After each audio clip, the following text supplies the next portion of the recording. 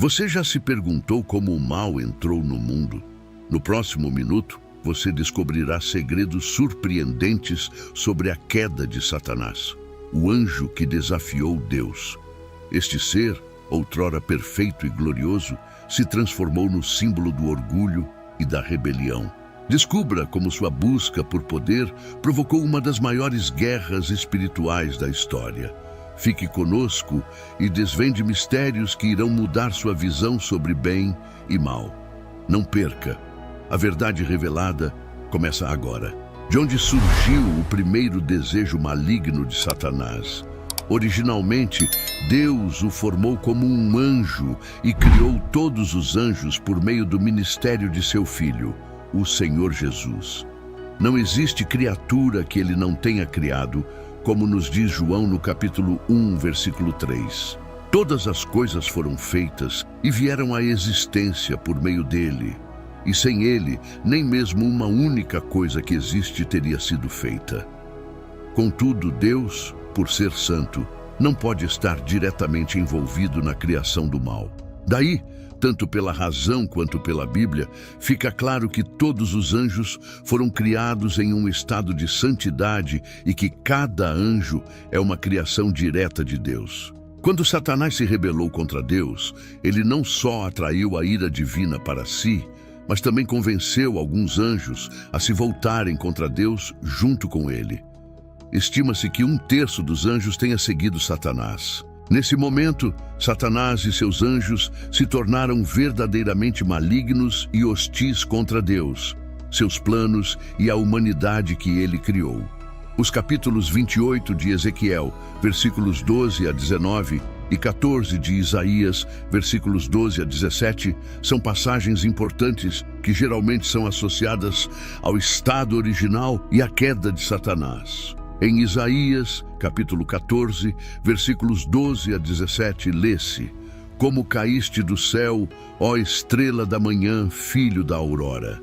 Tu que enfraqueceste as nações, foste abatido ao chão. Mas dizias em teu coração: Subirei ao céu, vou elevar meu trono acima das estrelas de Deus. Sentarei no monte da Assembleia, nas extremidades do norte. Ascenderei acima das alturas das nuvens. Farei de mim mesmo semelhante ao Altíssimo. Mas na realidade, serás rebaixado ao Sheol, às profundezas da cova, ao reino dos mortos. Aqueles que te virem ficarão a contemplar refletindo. Esse é o homem que fez a terra tremer, que abalou reinos, que transformou o mundo em um deserto e derrubou suas cidades, que não permitiu que seus prisioneiros retornassem para casa.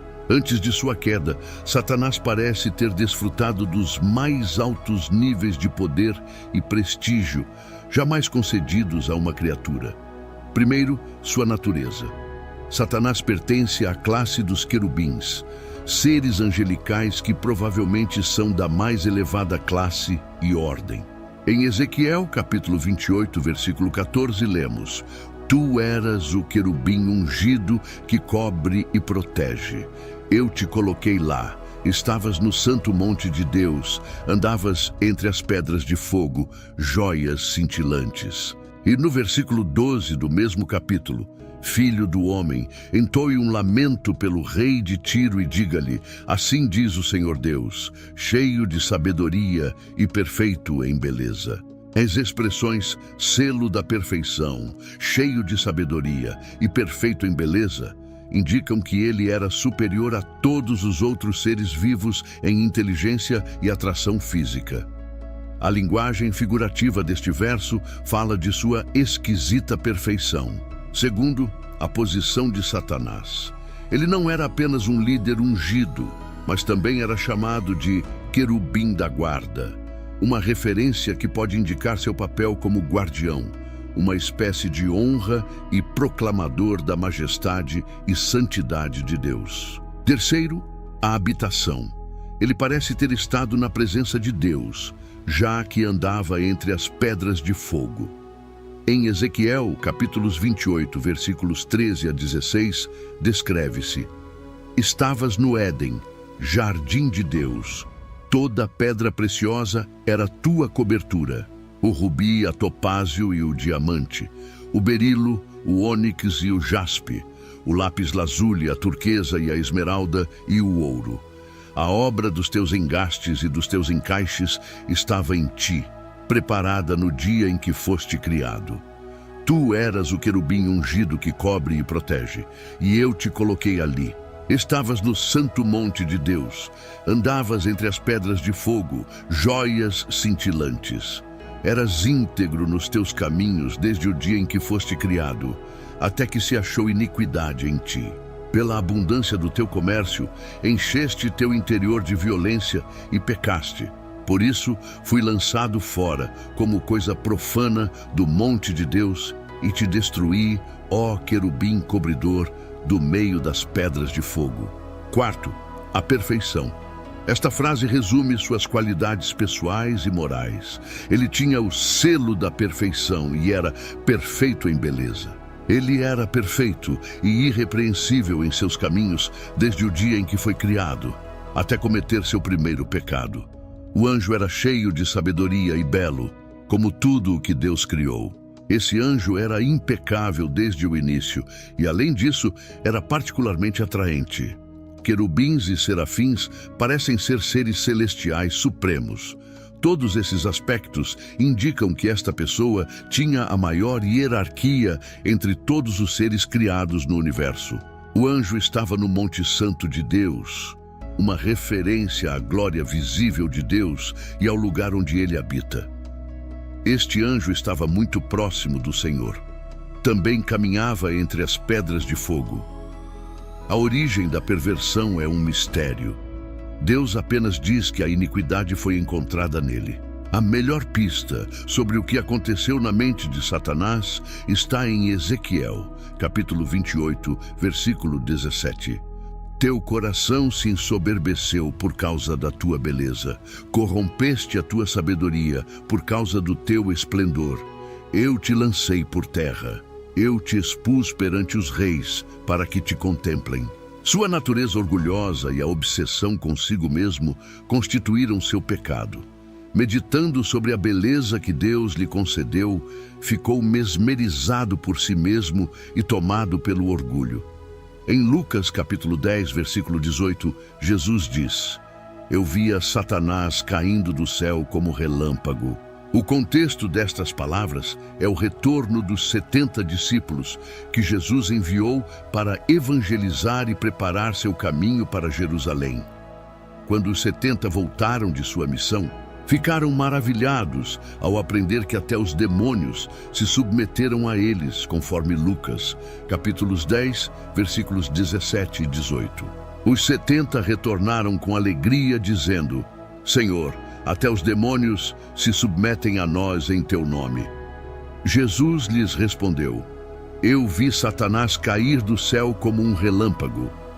As palavras de Jesus são um alerta contra o orgulho, como se ele estivesse dizendo: Sim, vocês estão exultantes, porque até os demônios se submeteram a vocês.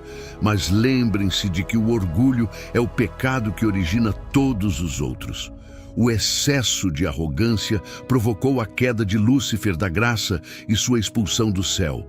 Tenham cuidado para evitar esse perigo potencial. Lúcifer se exaltou por causa do seu orgulho, então Deus o removeu de sua posição original no céu. Como é dito em 1 Timóteo, capítulo 3, versículo 6. Ele não deve ser um novato, para que não se torne arrogante e caia na mesma condenação que o diabo sofreu por sua arrogância e orgulho. O pecado explora as bênçãos de Deus para seu próprio benefício. Lúcifer também levou outros anjos a se desviarem do caminho que Deus havia traçado para eles. Em Ezequiel, capítulos 28, versículos 18 e 19, está escrito: Profanaste teus santuários pela grande quantidade dos teus pecados e pela enormidade da tua culpa, pela injustiça do teu comércio.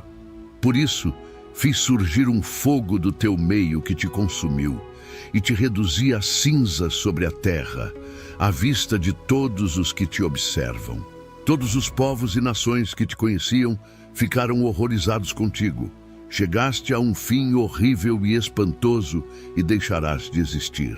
As palavras comércio e injustiça podem se referir ao ato de atrair um grande grupo de anjos para sua causa maligna. Seu habitat também foi profanado pelo seu pecado. Acusação e punimento. Devido ao pecado de arrogância e violência de Satanás, Deus o expulsou de sua posição privilegiada perto do trono de Deus, fora do monte de Deus. Pode ser que ele tenha sido lançado à terra após seu pecado original, como lemos na Bíblia. Eu te lancei por terra. Assim, Deus o acusou de uma rebelião flagrante e infundada e o expulsou de sua companhia. Sua maior punição é o lago de fogo. Cristo disse em Mateus, capítulo 25, versículo 41, então dirá aos que estiverem à sua esquerda, apartai-vos de mim, malditos, para o fogo eterno preparado para o diabo e seus anjos. Sua queda foi contra Deus, mas ele continua a exercer tirania sobre as pessoas. Seu destino está selado, mas somente no julgamento final ele será confinado ao lago de fogo. O pecado básico de Satanás parece ser o orgulho, como já notamos em Ezequiel, capítulo 28, versículo 17. Paulo especificamente identifica o orgulho ou a arrogância como a razão para a condenação sofrida pelo diabo, em Ezequiel, capítulo 28, versículo 17. Teu coração se ensoberbeceu por causa da tua beleza. Corrompeste a tua sabedoria por causa do teu esplendor. Eu te lancei por terra. Eu te expus perante os reis para que te contemplem. Isaías ilustra seu orgulho expresso em rebelião determinada. Observe as 5 ocorrências de eu farei, nos versículos 13 e 14. Agora, uma breve pausa para um aviso. O e-book Descubra a Vida Abundante com Prosperidade Espiritual em Deus. Supere desafios espirituais e alcance uma vida cheia de abundância. Este e-book, que está nos comentários, é um guia que revela segredos atemporais para transformar sua espiritualidade e prosperidade. Adquira agora e comece sua jornada de transformação. Link no comentário fixado. Agora, voltamos para nosso estudo da palavra. Expressão do pecado. As 5 declarações de eu farei expressam especificamente a autoafirmação e a rebelião de Satanás. Esses comentários são provavelmente retrospectivas de seus objetivos iniciais em sua situação original, pouco antes de ser expulso da presença de Deus. Isso parece se adequar à acusação, provavelmente feita por Deus, no versículo 13. Mas disseste em teu coração. As 5 afirmações falam da aspiração de Satanás em ascender acima da esfera na qual foi criado e posicionado quando foi trazido à existência. Ele declarou sua própria vontade contra a vontade benevolente do Altíssimo. Número 1. Eu subirei ao céu. Como Satanás tinha acesso à própria presença de Deus como o principal querubim, essa afirmação não significa que ele visitaria, mas que residiria lá. Isso indica que ele buscava morar no local de habitação de Deus e provavelmente desejava ser reconhecido em um nível igual ao de Deus. Número 2. Eu exaltarei o meu trono acima das estrelas de Deus. As estrelas, como vimos, são referências aos anjos. Número 3. Eu me assentarei no monte da Assembleia. De acordo com Isaías, capítulo 2, versículo 2, e Salmos, capítulo 48, versículo 2, o Monte da Assembleia é um centro da administração do reino de Deus e parece associado ao governo terreno do Messias a partir de Jerusalém. Satanás também buscaria então governar sobre os assuntos. Número 4. Eu subirei acima das alturas das nuvens. Lúcifer possuía uma magnífica glória dentro de si, que era um reflexo de seu Criador. Agora, porém, ele ansiava por uma glória maior ou equiparada à de Deus. Número 5. Eu me farei semelhante ao Altíssimo. Este é o ápice de todos os atos anteriores de autoafirmação e rebelião contra Deus. Por que, dentre todos os títulos que Deus possui, Lúcifer escolheria este para si mesmo? Dois aspectos são importantes de se notar. Primeiro, Satanás não queria ser diferente de Deus. Ele admirava o poder e a autoridade de Deus e os desejava para si mesmo. Ele preferiria usurpar a autoridade de Deus a se submeter a ela, pois ninguém pode ser como Deus e ainda permitir que Deus seja Deus, já que não há ninguém como Ele. Deus não compartilhará sua glória ou posição com mais ninguém. Segundo, Satanás almejava ser semelhante a Deus, principalmente em termos de autoridade e controle, com a intenção de substituir Deus, mas acabou sendo um impostor, não um substituto. Com a rebelião, veio uma mudança de personalidade. Toda a santidade que ele havia derivado de seu Criador foi perdida, e a corrupção tomou seu lugar. Mesmo em reflexão, ele não poderia mais ser como Deus, conforme Isaías, capítulo 42, versículo 8. Eu sou o Senhor, esse é o meu nome. Não darei minha glória a outro, nem o meu louvor às imagens esculpidas. Isaías, capítulo 43, versículo 10. Vós sois as minhas testemunhas, diz o Senhor, e o meu servo, a quem escolhi, para que saibais e me creiais, e entendais que eu sou o mesmo. Antes de mim, Deus nenhum se formou, e depois de mim, nenhum haverá. Isaías, capítulo 45, versículos 5 e 6. Eu sou o Senhor, e não há outro. Fora de mim não há Deus. Eu te cingirei, ainda que tu não me conheças, para que se saiba desde o nascer até o pôr do sol, que não há outro além de mim. Eu sou o Senhor, e não há outro. Isaías, capítulo 45, versículos 21 a 33. Apresentai a vossa causa, diz o Senhor, trazei as vossas provas, diz o Rei de Jacó. Deixem-nos anunciar e apresentar juntos as evidências de que foram avisados do surgimento e da conquista de Ciro muito antes de acontecer. Quem o declarou desde o princípio?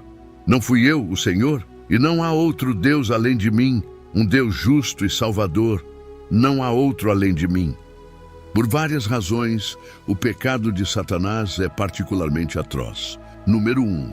Não havia exemplo anterior, marcando o início de uma revolta contra o Santíssimo Deus. Número 2. Quando foi criado, era belo e perfeito, sem nada faltando. Número 3. O mais alto nível de sabedoria que possuía lançava mais luz e compreensão sobre a glória e a bondade de Deus, contra quem ele pecou. Número 4. Por ter uma posição elevada, Deus lhe concedeu o prazer de realizar um serviço importante. Número 5. Por ser perfeito e santo, teve o privilégio de ter uma comunhão íntima com Deus. Lucifer, a estrela da manhã, filho da alvorada, que brilhava com a luz santa de Deus, tornou-se Satanás, o opositor de tudo o que Deus é. Satanás reteve parte de sua dignidade, apesar de ser expulso de sua posição exaltada. O trecho implica que sua influência e poder ainda eram sentidos. Até mesmo Miguel, o arcanjo, não se atreveu a proferir contra ele um juízo difamatório. O julgamento de Deus teve que vir em sua retidão moral contra um pecado tão grande. Ele será lançado no Sheol, nos recessos da cova, assim como todos os que o seguem. Isaías, capítulo 14, versículo 15. Mas de fato serás levado para o Sheol, aos recônditos da cova, a região dos mortos. Isaías, capítulo 24, versículos 21 e 22. E acontecerá naquele dia que o Senhor visitará e punirá o exército do alto, os anjos caídos do céu e os reis da terra sobre a terra. Eles serão ajuntados como prisioneiros são ajuntados no calabouço. Serão encerrados na prisão e depois de muitos dias serão visitados e punidos. O momento da queda de Satanás. Não há uma revelação clara sobre quando Satanás caiu, mas existem limites de tempo que podemos deduzir das evidências bíblicas. Se assumirmos que os anjos faziam parte da criação em Gênesis 1, versículo 1, então a queda deles ocorreu após esse ponto. Em Gênesis capítulo 1, versículo 31 está escrito: E viu Deus tudo quanto tinha feito, e eis que era muito bom. E houve tarde e manhã, o sexto dia. No entanto, é possível que os anjos existissem antes da criação dos céus e da terra. Os anjos estavam presentes quando Deus lançou os fundamentos da terra e estabeleceu suas medidas, pois as estrelas da manhã cantavam juntas, e todos os filhos de Deus, anjos, gritavam de alegria naquele tempo, conforme Jó, capítulo 38, versículo 7. Quando as estrelas da manhã juntas alegremente cantavam, e todos os filhos de Deus jubilavam. Todos os anjos se alegraram com Deus nisso.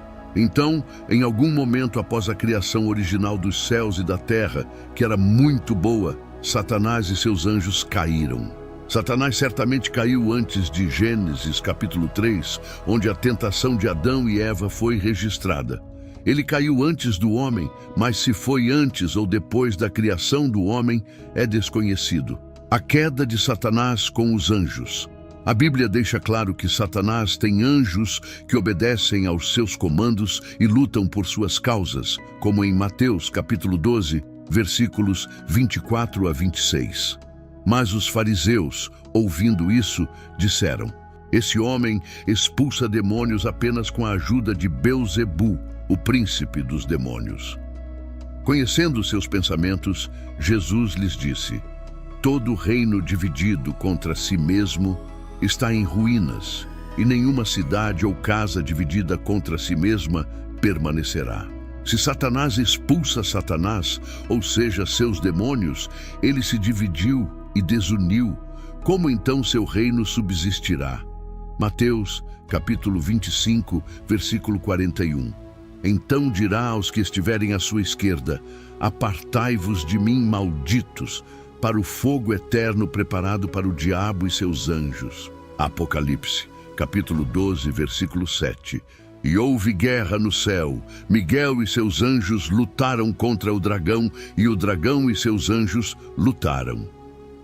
Na sua revolta inicial contra Deus, Satanás solicitou o apoio deles. A frase, a iniquidade do teu comércio, poderia se referir a Satanás vendendo sua causa rebelde a outros anjos, o que se encaixa em seu plano de governar sobre os anjos em Isaías, capítulo 14, versículo 13. Após ter seduzido esses anjos, não havia mais volta para eles. Estavam condenados a uma vida de degradação moral. É possível que até 1/3 de todos os anjos existentes tenha seguido Satanás em sua rebelião. Apocalipse, capítulo 12, versículo 4. E sua cauda arrastou a 1/3 parte das estrelas do céu, lançando-as sobre a terra. E o dragão parou diante da mulher que estava para dar à luz, a fim de devorar seu filho assim que nascesse. As pessoas naturalmente se perguntam por que um Deus bom e poderoso permitiria a queda de Satanás e seus anjos. Isso trouxe o pecado ao universo, afetando anjos e toda a humanidade. Devemos lembrar que a mesma Bíblia que registra o início e a continuidade do mal, também apresenta Deus como alguém que é santo, justo e perfeito em todos os seus caminhos. Em cujos olhos o pecado é extremamente perverso e digno de julgamento. Ele não poderia e não promoveu nem perpetuou o pecado. Tiago, capítulo 1, versículo 13. Que ninguém diga quando for tentado: Estou sendo tentado por Deus, pois Deus não pode ser tentado pelo mal, e Ele mesmo a ninguém tenta. A tentação não provém de Deus, mas de nossas próprias falhas. Ao mesmo tempo, a Bíblia retrata Deus como onipotente e soberano, tendo controle total sobre tudo e sem competidores. Isaías, capítulo 41, versículo 4. Quem realizou e fez isto, chamando as gerações desde o princípio? Eu, o Senhor, sou o primeiro e com os últimos. Eu sou Ele. Isaías, capítulo 43, versículo 13. Ainda antes que houvesse dia, eu sou, e ninguém há que possa fazer escapar das minhas mãos. Operando eu, quem impedirá? Por fim, Deus punirá eternamente os malfeitores no lago de fogo e eliminará a presença do pecado do universo para sempre, quando ele fizer todas as coisas novas. Apocalipse, capítulo 20, versículos 10 a 15. O diabo, que os enganava, foi lançado no lago de fogo e enxofre, onde também estão a besta e o falso profeta. Eles serão atormentados dia e noite, para todo o sempre. O lago de fogo representa a separação eterna de Deus. Se o nome de alguém não foi encontrado escrito no livro da vida, ele foi lançado no lago de fogo. Satanás não era um anjo comum. Ele era um querubim guardião e ungido. Lúcifer estava no meio do fogo de Deus no passado eterno. Como o anjo de mais alta patente, ele estava na presença de Deus e liderava todo o coro angélico em louvor e serviço a Yahweh. Então, como poderia o mal ser encontrado em um anjo de tão alta patente? Porque Deus deu a este ser perfeito a capacidade de escolher, isto é, servi-lo voluntariamente em vez de por obrigação. Deus não obrigaria Lúcifer a adorá-lo, pois prefere um culto voluntário. E Lúcifer escolheu se rebelar contra Deus e usurpar sua autoridade. Como resultado de sua rebelião, ele foi expulso pela graça de Deus do céu e lançado na terra. Por isso, um dia ele será julgado e lançado no lago de fogo e enxofre, atormentado dia e noite para sempre. O inferno foi criado para Satanás e os anjos que se juntaram a ele na rebelião. As pessoas vão para o inferno porque também escolhem se juntar a Satanás em sua rebelião contra Deus, recusando aceitar a salvação de Deus em Cristo. Até sua queda, o anjo era perfeito em todos os sentidos. Sua perfeição é enfatizada mais uma vez. Por causa de sua beleza, o anjo se encheu de orgulho. Devemos entender que Satanás é um ser criado, não um Deus mau equivalente, e ele não possui onipotência nem onisciência, nem qualquer das qualidades que só podem ser encontradas em Deus. Devemos confiar que Deus está no controle. Em Ezequiel, Deus se declara o Senhor. De fato, ao longo do livro de Ezequiel, Deus diz que está fazendo algo para que saibam que Ele é o Senhor. Compartilhar a história de Satanás se encaixa no tema de Ezequiel.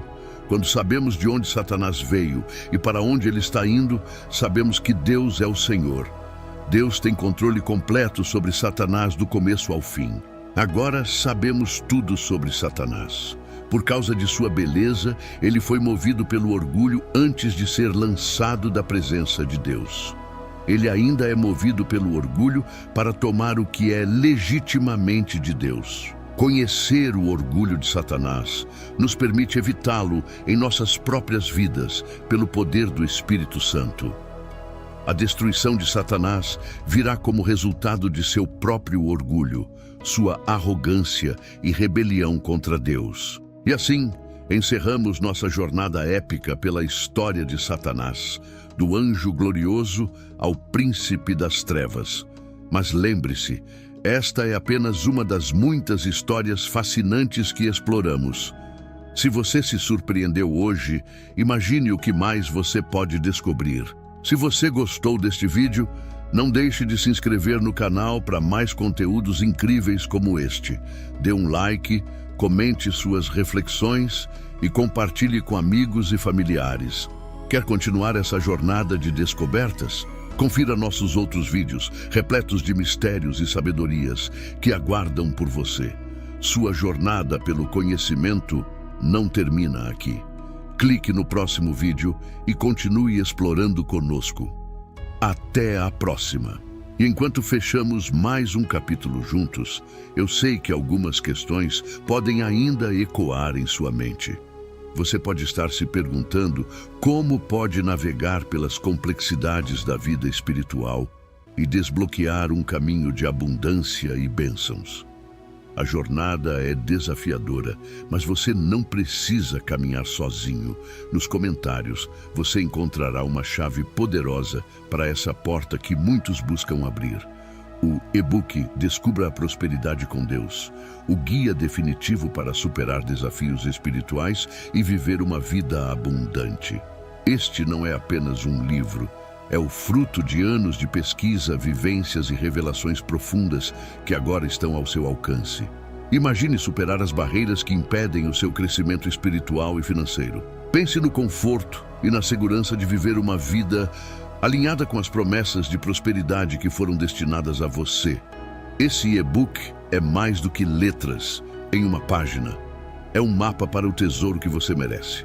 Faça parte dos muitos que já estão trilhando um caminho iluminado pela fé e pelo conhecimento. O poder de transformar sua vida está a apenas um clique. Confira agora mesmo nos comentários e inicie sua jornada para uma vida de plenitude e prosperidade. Lembre-se, a prosperidade com Deus não é apenas um sonho distante, é uma promessa à espera de ser cumprida. E com este guia, você está um passo mais perto de torná-la realidade. A sua história de sucesso começa hoje.